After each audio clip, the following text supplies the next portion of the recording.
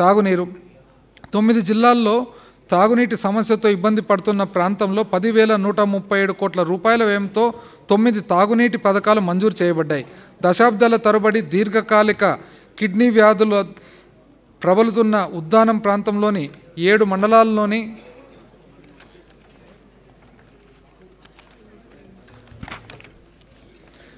807 గ్రామాల సమస్యలను పరిష్కరిస్తూ 1.12 టీఎంసీల శుద్ధి చేసిన సురక్షిత మంచినీటిని సరఫరా చేసేందుకు వైఎస్ఆర్ సుజలధార ప్రాజెక్టును డిసెంబర్ 14, 2023న గౌరవ ముఖ్యమంత్రి గారు ప్రారంభించి అక్కడి ప్రజల చిరకాల ఆకాంక్షను నెరవేర్చారు. ఇంధన శక్తి ఆర్థికాభివృద్ధికి కీలక సూచన అయిన విద్యుత్ తలసరి వినియోగం 2019-20 ఆర్థిక సంవత్సరంలో 1,203 యూనిట్లుగా ఉండగా డిసెంబర్ 2023 నాటికి 1,400కు పెరిగింది. విద్యుత్ ప్రసారం మరియు పంపిణీ నష్టాలు 13% నుండి 9.22% తగ్గాయి. మన రాష్ట్రంలో విద్యుత్ గ్రిడ్ను మరింత సమర్థవంతంగా నిర్వహించేందుకు మా ప్రభుత్వం వినియోగదారులకు ఎలాంటి అదనపు ఖర్చు లేకుండా స్మార్ట్ మీటర్లను ఏర్పాటు చేసేందుకు శ్రీకారం చుట్టింది. యూనిట్కు కేవలం ₹2.49 ఆకర్షణీయమైన రేటుతో సంవత్సరానికి 7,000 మెగావాట్ల విద్యుత్ తయారీ కోసం సోలార్ ఎనర్జీ కార్పొరేషన్ ఆఫ్ ఇండియాతో మన రాష్ట్రం ఒప్పందం కుదుర్చుకుంది. గౌరవ ముఖ్యమంత్రి గారు కృష్ణపట్నంలోని శ్రీ దామోదరం సంజీవయ్య థర్మల్ పవర్ స్టేషన్లోని 800 మెగావాట్ల 2వ దశ యూనిట్ను అదేవిధంగా ఇబ్రహీంపట్నంలోని నర్ల తాతారావు థర్మల్ పవర్ స్టేషన్లోని 800 మెగావాట్ల 5వ దశ యూనిట్ను రాష్ట్రానికి అంకితం చేసింది. సుస్థిర భవిష్యత్తు కోసం హరిత శక్తి ఉత్పత్తిని ప్రోత్సహించడం కోసం మా ప్రభుత్వం ఆంధ్రప్రదేశ్ పునరుత్పాదక ఇంధన ఎగుమతి విధానం 2020, Andhra Pradesh pumped storage promotion policy 2022 మరియు ఆంధ్రప్రదేశ్ హరిత శక్తి మరియు హరిత అమ్మోనియా ప్రమోషన్ పాలసీ 2023లను ప్రకటించింది. Pumped storage hydro power project అభివృద్ధి కోసం అనుకూల ప్రదేశాలను గుర్తించడంతో మన రాష్ట్రం దేశంలోనే ముందంజలో ఉంది. నూతన పరిశ్రమలు 2019 నుండి నేటికి 311 పైగా భారీ మరియు మెగా పరిశ్రమలు స్థాపించబడగా 1,30,000 మందికి పైగా ఇవి ఉపాధిని కల్పిస్తున్నాయి. వీటితో పాటు సూక్ష్మ చిన్న మధ్యతరహా పరిశ్రమలు 5,995 కోట్ల రూపాయల పెట్టుబడితో ఉత్పత్తులను మొదలుపెట్టడం ద్వారా 13,67,618 మందికి ఉపాధి లభించింది. మార్చి 2023లో జరిగిన ప్రపంచ పెట్టుబడిదారుల సదస్సు ఫలితంగా 13,11,000 కోట్ల రూపాయల విలువైన పెట్టుబడులతో 386 ఒప్పందాలు కుదిరాయి. తద్వారా 6,07,000 మందికి అదనపు ఉద్యోగ అవకాశాలు లభిస్తాయి. 2019 నుండి 2023 వరకు ఆంధ్రప్రదేశ్ పారిశ్రామిక ఏక గణాంక విధానం ద్వారా 57,645 దరఖాస్తులను స్వీకరించబడగా వాటిలో 54,292 దరఖాస్తులు అంటే 98.83% నిర్ణీత సమయంలో ఆమోదించబడ్డాయి. ఎంఎస్ఎంఈలకు పారిశ్రామిక ప్రోత్సాహకాలు పారిశ్రామిక అభివృద్ధి విధానం 2023-24 ప్రకారం వైఎస్ఆర్ జగనన్న బడుగు వికాసం కింద మహిళలతో సహా షెడ్యూల్ కులాలు మరియు తెగల పారిశ్రామికవేత్తలకు ప్రత్యేక పారిశ్రామిక ప్రోత్సాహకాల ప్యాకేజీని పొడిగించడం జరిగింది. సూక్ష్మ చిన్న పారిశ్రామికవేత్తల క్లస్టర్ల అభివృద్ధి కార్యక్రమం కింద 55 కొత్త క్లస్టర్లు గుర్తించబడ్డాయి. ఈ పథకం ద్వారా 37,400 మందికి ఉపాధి అవకాశాలతో పాటు 6 సాధారణ సౌకర్య కేంద్రాలను కామన్ ఫెసిలిటీస్ సెంటర్ కేంద్రం ప్రభుత్వం యొక్క తుది ఆమోదం లభించింది. 3 మౌలిక సదుపాయాల అభివృద్ధి ప్రాజెక్టులు పూర్తయి 15,144 మందికి ఉపాధి కల్పన సామర్థ్యాన్ని కలిగిన మరో 18 ప్రాజెక్టులు ప్రస్తుతం అమలు దశలో ఉన్నాయి. సూక్ష్మ చిన్న మరియు మధ్యతరహా పరిశ్రమలతో సహా పారిశ్రామిక రంగాన్ని ప్రోత్సహించడం కోసం విశాఖపట్నం చెన్నై పారిశ్రామిక కారిడార్, చెన్నై బెంగళూరు పారిశ్రామిక కారిడార్ మరియు హైదరాబాద్ బెంగళూరు పారిశ్రామిక కారిడార్ వంటి ప్రధాన పారిశ్రామిక కారిడార్ ప్రాజెక్టులను త్వరితగతిన అభివృద్ధి చేయడానికి మా ప్రభుత్వం పనిచేస్తుంది. పెట్టుబడులను ప్రోత్సహించడానికి ఆంధ్రప్రదేశ్ సమాచార సాంకేతిక పాలసీ 2021-24 మరియు ఆంధ్రప్రదేశ్ ఎలక్ట్రానిక్ పాలసీ 2021-24 అమలు చేయబడుతున్నాయి. 2019 నుండి 65 కొత్త ఐటీ కంపెనీలు స్థాపించబడగా ఇవి 47,908 మందికి ఉపాధి కల్పిస్తున్నాయి. Adani data centre park, WNS, Pulsus, Randstad మరియు ఇన్ఫోసిస్ వంటి ఐటీ దిగ్గజ సంస్థలు తమ కార్యాలయాలను మన రాష్ట్రంలో ఏర్పాటు చేసుకుంటున్నాయి. మన గౌరవ ముఖ్యమంత్రి గారు విశాఖపట్నంలో ఇన్ఫోసిస్ అభివృద్ధి కేంద్రాన్ని అక్టోబర్ 16, 2023న ప్రారంభించడంతో మన రాష్ట్రం ఒక సుస్థిర ఐటీ హబ్గా అభివృద్ధి చెందుతుంది. 2023లో జరిగిన ప్రపంచ పెట్టుబడిదారుల సదస్సులో ఎలక్ట్రానిక్ రంగంలోని పెట్టుబడిదారుల నుండి అధిక స్పందన లభించింది. ఈ సదస్సులో 15,711 కోట్ల రూపాయల పెట్టుబడితో 55,140 మందికి ఉపాధి అవకాశాలు కల్పించేందుకు 23 అవగాహన ఒప్పందాలు కుదిరాయి. 2019 నుండి గమనిస్తే మన రాష్ట్రంలో అదనంగా 17 ఎలక్ట్రానిక్ తయారీ కంపెనీల స్థాపన ద్వారా 7,832 కోట్ల పెట్టుబడితో 34,750 మందికి ఉపాధి అవకాశాలను కల్పించడం జరుగుతుంది. గౌరవ ముఖ్యమంత్రి గారు ఏఐఎల్ డిక్సన్ టెక్నాలజీ ప్రైవేట్ లిమిటెడ్ను ప్రారంభించడంతో పాటు మరో 2 కంపెనీలకు శంకుస్థాపన చేశారు.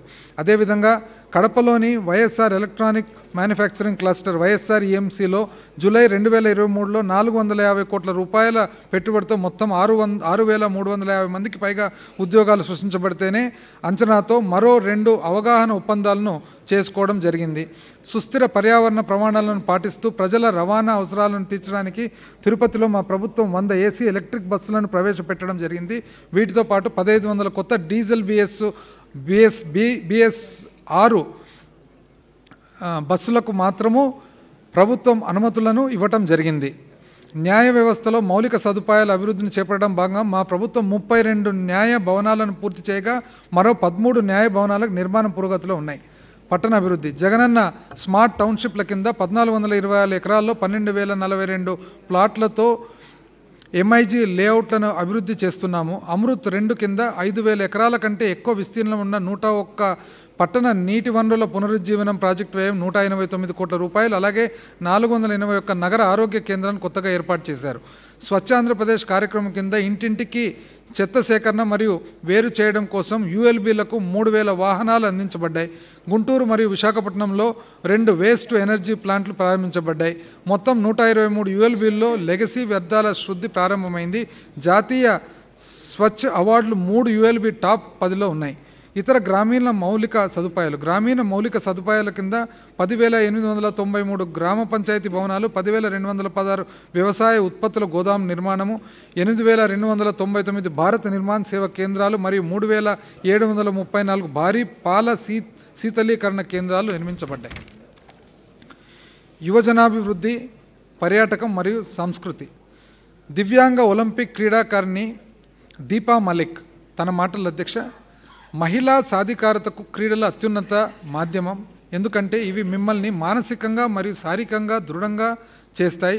అది సవాళ్లను ఎదుర్కొని లక్ష్యాన్ని ఛేదించే సామర్థ్యాన్ని ఇస్తుంది. మహిళా సాధికారతకు క్రీడలు అత్యున్నత మాధ్యమం. ఎందుకంటే ఇవి మమ్మల్ని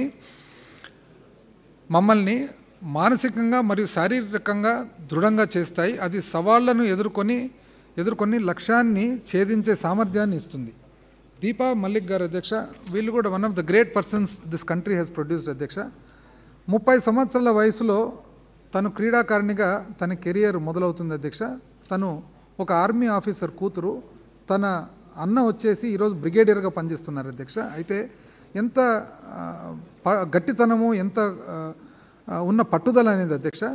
29 ఏళ్ల వయసులో నడుము నుంచి కింద పెరాలసిస్ వస్తుంది అధ్యక్ష. ఎందుకంటే ట్యూమర్ వచ్చింది, దానివల్ల స్పైనల్ ట్యూమర్ 3 సర్జరీలు చేసిన తర్వాత పట్టుదలతో నేను క్రీడల్లో పాల్గొనాలని చెప్పేసి తను సమ్మర్ పారా ఒలింపిక్స్లో షాట్పుట్లో అధ్యక్ష 2016లో సిల్వర్ మెడల్ సాధించి, ఆ తర్వాత దుబాయ్ గ్రాండ్ ప్రీలో జావెలిన్లో F53 అండ్ F54 కేటగిరీలో తను బంగారు పథకం సాధించి ఈరోజు ప్రస్తుతం F53 కేటగిరీ జావెలిన్ల అధ్యక్ష ప్రపంచంలోనే నంబర్ 1 స్థానంలో ఉంటూ దాదాపు అధ్యక్ష ఇప్పటి వరకు తనకు 58 జాతీయ 23 అంతర్జాతీయ పథకాలను తను గెలిచి ఈరోజు అర్జున అవార్డు మరియు పద్మశ్రీ కూడా గ్రహీత అధ్యక్ష.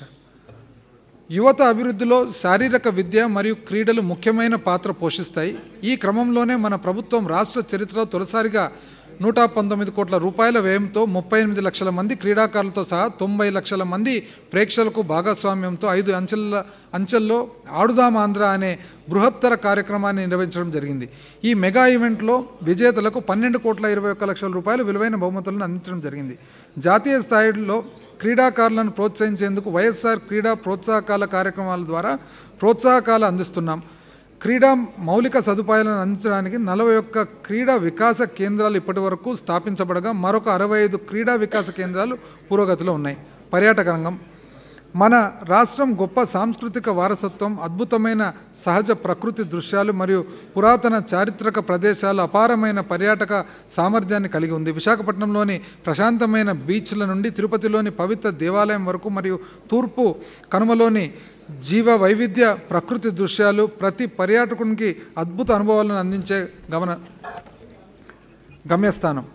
ప్రపంచ పెట్టుబడిదారుల సదస్సు 2023లో ఒబెరాయ్ గ్రూపు, నోవోటెల్లు, మేఫేర్ హోటల్స్ మరియు రిసార్ట్స్, హయత్ రిసార్ట్స్ వంటి బృహత్తర పెట్టుబడిదారులు ఆకర్షించి 19,345 కోట్ల రూపాయల పెట్టుబడులకు 117 అవగాహన ఒప్పందాలను మా ప్రభుత్వం కుదుర్చుకోవడం జరిగింది.